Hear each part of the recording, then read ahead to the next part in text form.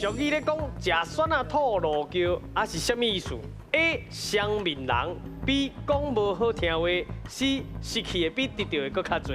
是，通啊大声不要紧，嘿。双面人就对啊。双面多鬼。因为落药嘛，落药伊的迄个什么是落药？落药就是酸啊去生安尼甜安尼。哦，你小等，恁敢知拢听无吼？都听无。啊，你听落去对唔对？是不是不是安怎啦？真正蒜头白色的白色的呢？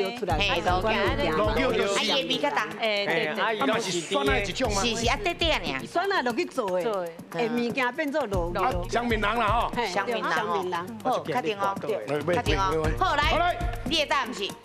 我的答案就是 A 双面人。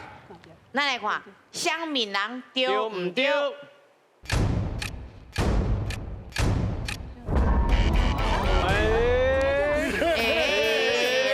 来，机会过来啊啦！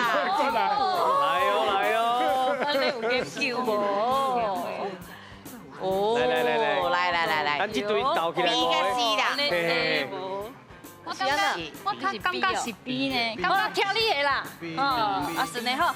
好来，来 B 哦，好，确定哦。确定好，来，咱来看一个哦，讲无好听话对对唔对？唔对？嘛唔对。真正是 C 呢。正的哦。好，来，咱听老师来解说。来，咱这落桥，这全台湾嘛有各地无共款的讲法，有的人是讲落桥，啊，有的是落桥，吼，做侪讲法啦吼，啊，但是绝对甲蒜头无共款，这是无共款的食物，啊，毋过做成的啦，嘿，做成的，所以嘛，有的人可能感觉讲迄就是蒜头，其实毋是啦，嘿，迄无共款的食物。传统来讲，因为蒜头产量较济，落价较少啦，吼，啊，一向就是落价较贵，嘿，啊，所以讲蒜头是算讲较粗小啊，迄个落价较贵的这种情形下，吼，啊，所以讲是这个意思，就是讲你失去的比得到的较济，安尼，食俗的吐贵的对。是。